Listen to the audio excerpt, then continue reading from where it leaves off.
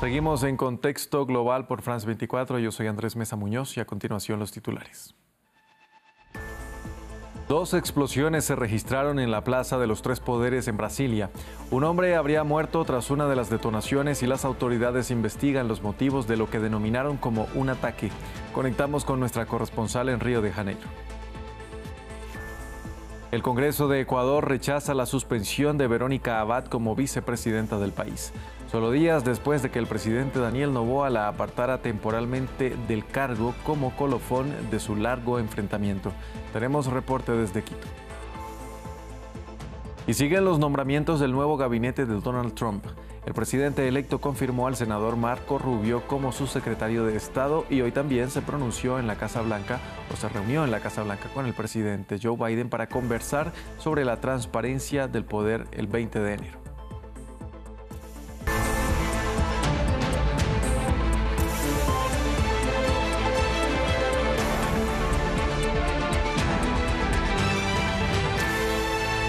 Vamos a empezar en Brasil, donde hace pocas horas se registraron 2 explosiones en la Plaza de los Tres Poderes en Brasilia, que alberga el Palacio Presidencial, el Congreso y el Supremo Tribunal Federal. Sin embargo, hasta el momento no se conocen detalles del móvil de lo que las autoridades calificaron como un ataque.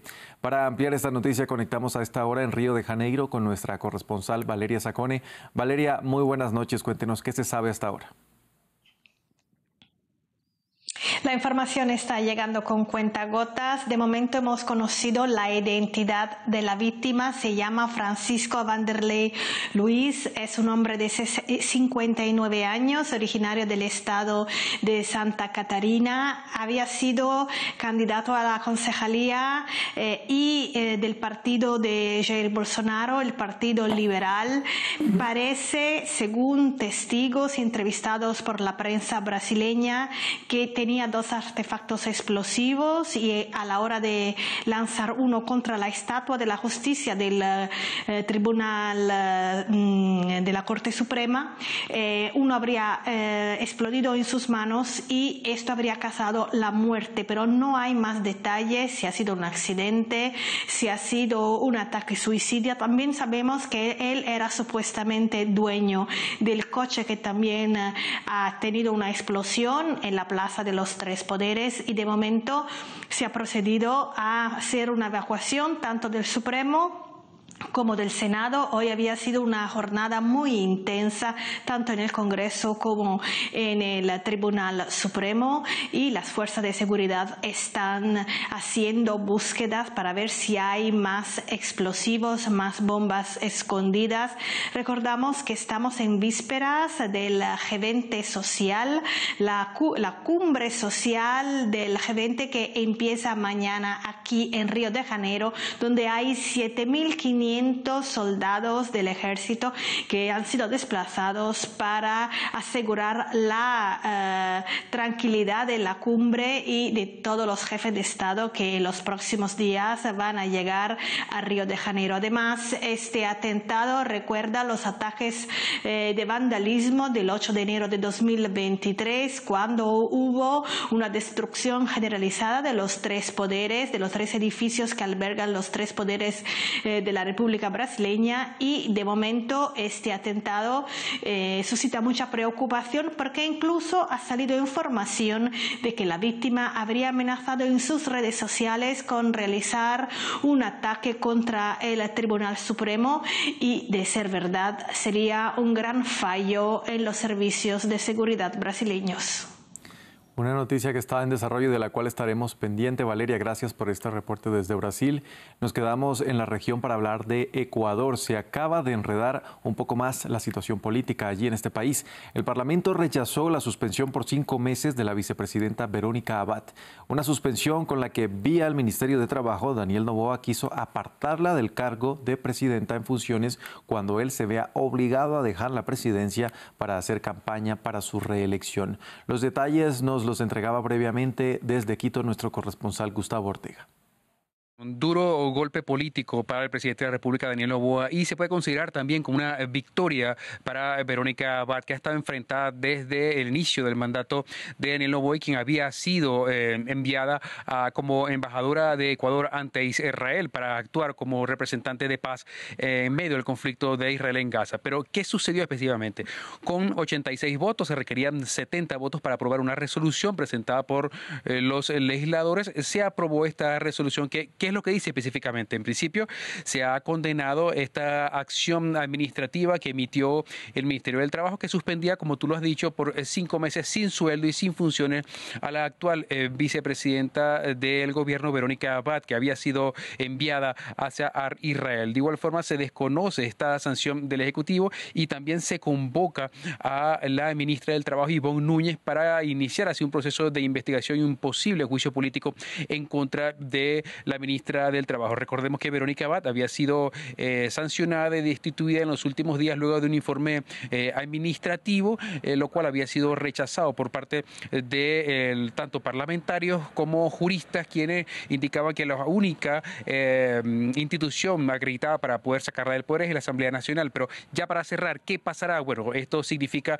un duro golpe en la gobernabilidad del Ejecutivo Nacional. Se mantiene la estructura de gobierno por parte de Verónica Abad. Ella ha dicho que asistirá próximamente, retornará al país, a Ecuador. Y de igual forma, esto quiere decir un distanciamiento entre la Asamblea Nacional, la presidencia y la vicepresidencia a puertas de una próxima elecciones presidenciales, donde Verónica Abad debería asumir la sucesión presidencial. Después de varios días de especulaciones, Donald Trump finalmente confirmó que nominó al senador Marco Rubio para que sea su secretario de Estado. Rubio es conocido por su crítica dura contra los enemigos de Estados Unidos, Cuba, Venezuela, Irán y China, por ejemplo, y de ser aprobado por el Congreso sería el primer latino en dirigir la diplomacia estadounidense. Para el análisis hoy nos acompaña Román Ibarra. Él es abogado y profesor de Derecho y Ciencia Política y además especialista en gobierno, políticas públicas, gobernabilidad y gerencia. Román, gracias por acompañarnos aquí en France 24. A su orden siempre. Román, ¿qué hace a Marco Rubio el escogido por Donald Trump para liderar el Departamento de Estado? Bueno, él ha mantenido una posición beligerante a lo largo del tiempo respecto de los que él considera adversarios más serios y más severos de la política exterior norteamericana. En este caso, evidentemente, la política exterior la conduce el presidente de los Estados Unidos y es obvio que el presidente Trump tiene no solamente un amplio triunfo desde el punto de vista popular, sino también desde el punto de vista de los colegios electorales, donde llegó a alcanzar los 312, muchísimo más de lo que necesitaba inicialmente, que eran 277, con lo cual el presidente además adquiere un gran poder.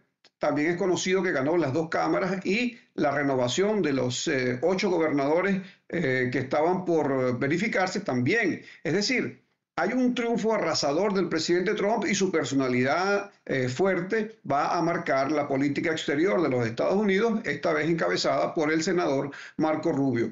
Es obvio que el Senado lo va a ratificar, habida cuenta de que el Partido Republicano tiene mayoría amplia en esa Cámara. De modo que hay que esperar con mucha expectación el marcaje que haga de la política exterior norteamericana el presidente Trump, no solo para las relaciones con el resto de Asia y Europa, sino especialmente las relaciones hemisféricas.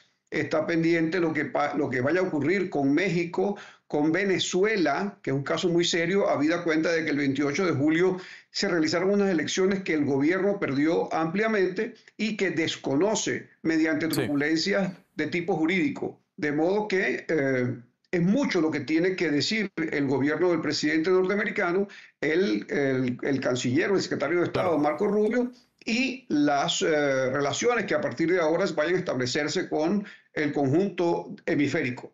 Sí, precisamente se analiza mucho en medios de comunicación sobre los efectos que la llegada de Marco Rubio a la diplomacia estadounidense podría tener en las relaciones de Washington con esos países de América Latina que usted acaba de mencionar y que actualmente están gobernados por la izquierda: México, Brasil, Colombia, Venezuela, solo por mencionar algunos ejemplos. ¿Cuáles podrían ser estos efectos? ¿Nos podríamos anticipar un poco?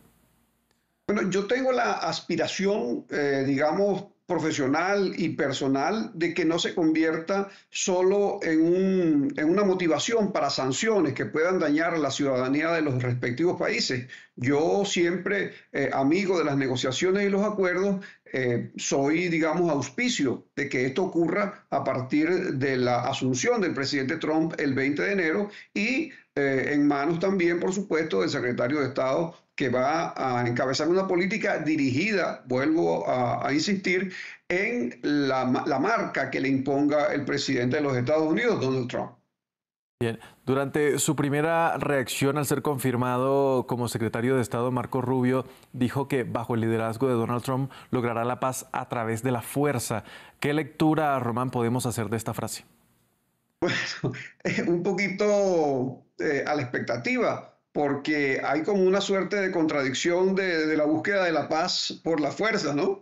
Y en todo caso, eso yo no le prestaría mayor atención porque eso quizá corresponde a la emoción de las primeras declaraciones, pero repito, la marca esencial de la política exterior la dirige el presidente Trump y ahí no hay mayor cosa sino esperar cuál va a ser la línea que va a marcar en su discurso de incorporación, de asunción, el presidente Trump el 20 de enero. Por supuesto, la importancia que esto tiene es que Marco Rubio es el primer secretario de Estado de origen latino.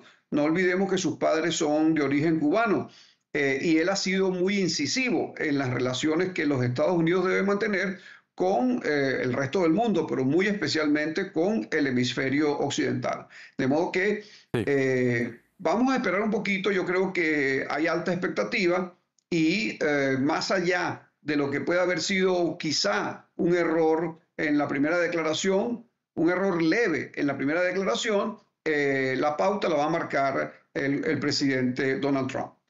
Bien, esperemos entonces. Era Román Ibarra, abogado y profesor de Derecho y Ciencia Política. Gracias por acompañarnos a analizar este tema aquí en Contexto Global. Gracias a ustedes. Bueno. Y en otras noticias de Estados Unidos, la Casa Blanca fue escenario de la foto de transición pacífica del Poder Ejecutivo. El presidente saliente, Joe Biden, recibió al mandatario electo Donald Trump en el despacho oval, una tradición que Trump esquivó hace 4 años cuando los roles estaban invertidos. De hecho, la armonía del encuentro de este miércoles contrastó con los ataques que ambos se cruzaron en campaña cuando Biden todavía era candidato a la reelección y señalaba a Trump como peligro para la democracia. William Gazón nos cuenta más. Un apretón de manos poco habitual.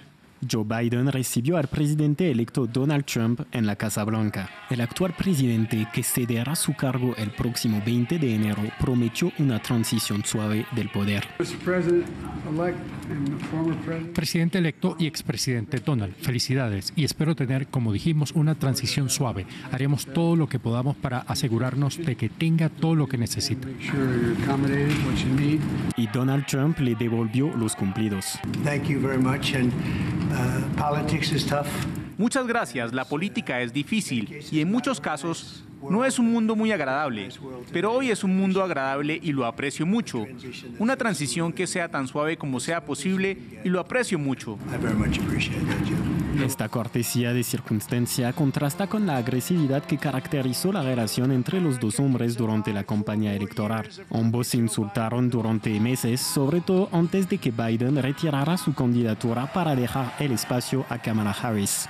Pero esta reunión ya constituye una evolución positiva. En 2021, Donald Trump se había negado a recibir al ganador Biden en la Casa Blanca, unos días después del asalto al Capitolio por parte de sus partidarios. Esta vez, Trump y Biden mantuvieron conversaciones, en particular sobre la guerra en Ucrania y la situación en Medio Oriente, temas que el presidente electo deberá manejar cuando se mude a la Casa Blanca en 10 semanas. Hasta aquí este informativo en Contexto Global. Gracias por acompañarnos, pero no se desconecten. Ya viene Julián Ramírez con un nuevo capítulo de Así es Asia. Quédense con nosotros.